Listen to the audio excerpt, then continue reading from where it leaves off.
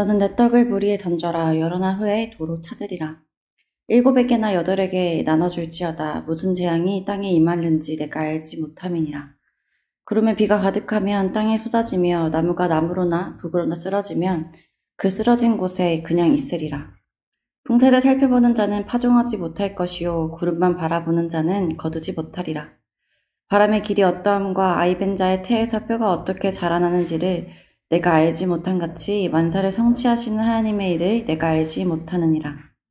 너는 아침에 씨를 뿌리고 저녁에도 손을 놓지 말라. 이것이 잘 될는지 저것이 잘 될는지 혹 둘이 다 잘 될는지 알지 못함이니라. 아멘. 오늘도 말씀 앞에 나오신 여러분들을 축복합니다.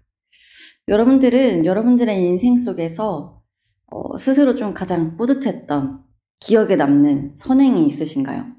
저는 개인적으로 예전 동네와 또 교회 근처에서 폐지 줍는 할아버지 할머니들에게 간식을 사다 드렸던 일이 기억이 나는데요.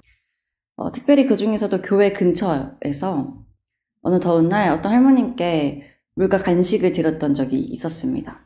사실 결단하고 간식을 사서 드리기까지는 큰 용기가 필요했습니다.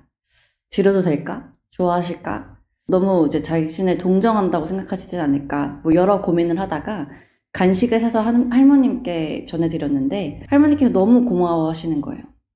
그것도 모자라서 교회를 다니시던 분이셨는지 제 손을 잡고 축복 기도를 해주신 기억이 지금도 생생합니다.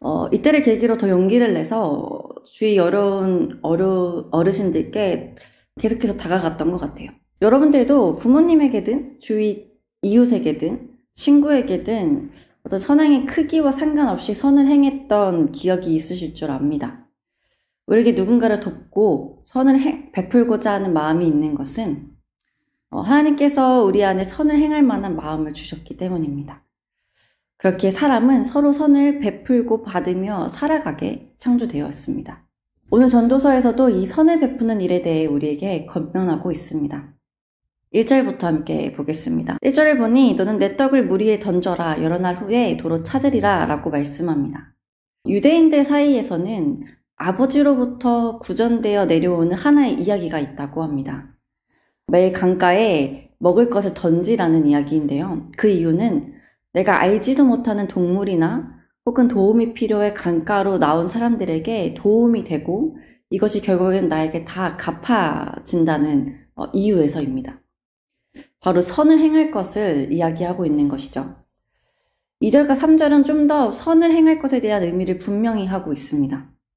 7에게나 8에게 나눠줄지어다. 무슨 재앙이 땅에 임하는지 내가 알지 못함이니라.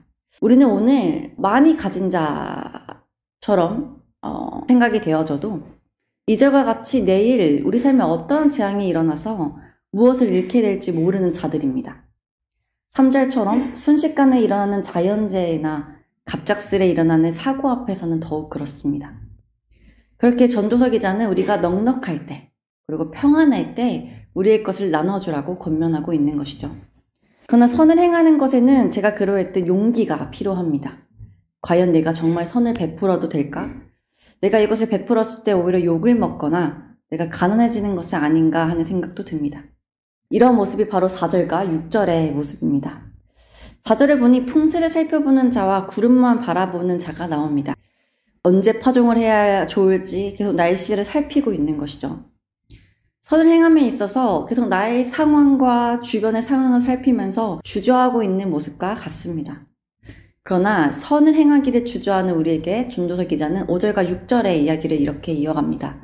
바람의 길이 어떠함과 아이벤 자의 태에서 뼈가 어떻게 자라는지를 내가 알지 못한 같이 만사를 성취하시는 하나님의 일을 내가 알지 못하느니라. 너는 아침에 씨를 뿌리고 저녁에도 손을 놓지 말라. 이것이 잘 될는지 저것이 잘 될는지 혹은 둘이 다 잘 될는지 알지 못함이니라.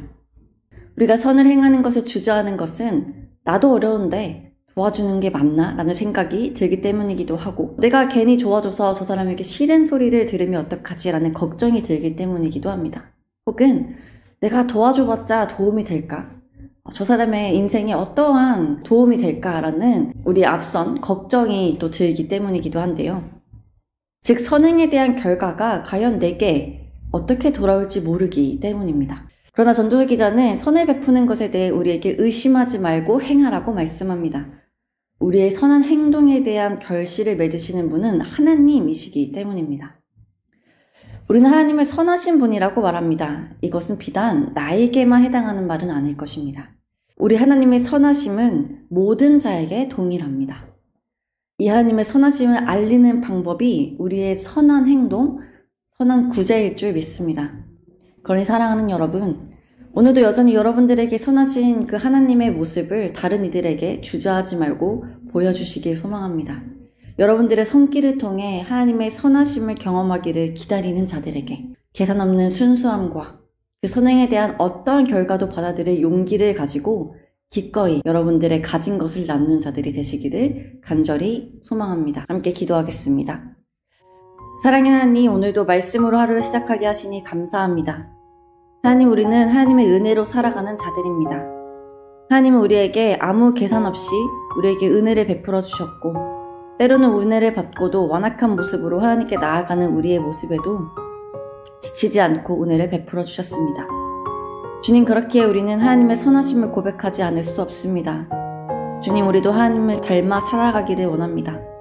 내게만 선하신 하나님이 아닌 내 가족에게, 이웃에게, 친구에게도 선하신 하나님을 기억하며 그들에게 하나님의 선하심을 증거하는 자들 되게 하여 주옵소서. 우리에게 선을 베풀 만한 선한 양심을 주시고 나눌 수 있는 시간과 물질을 공급해 주시길 소망하며 계산 없는 순수함과 다가가 전할 수 있는 용기를 허락하여 주옵소서. 오늘 하루 우리가 만나는 모든 자들에게 하나님의 선하심을 전하는 자들 되기를 소망하며 또한 우리의 선한 행실이 흩어 없어지는 것이 아니오 우리 삶에 다시금 하나님의 은혜로 돌아올 줄 믿으며 사랑이 많으신 예수 그리스도의 이름으로 기도드립니다. 아멘.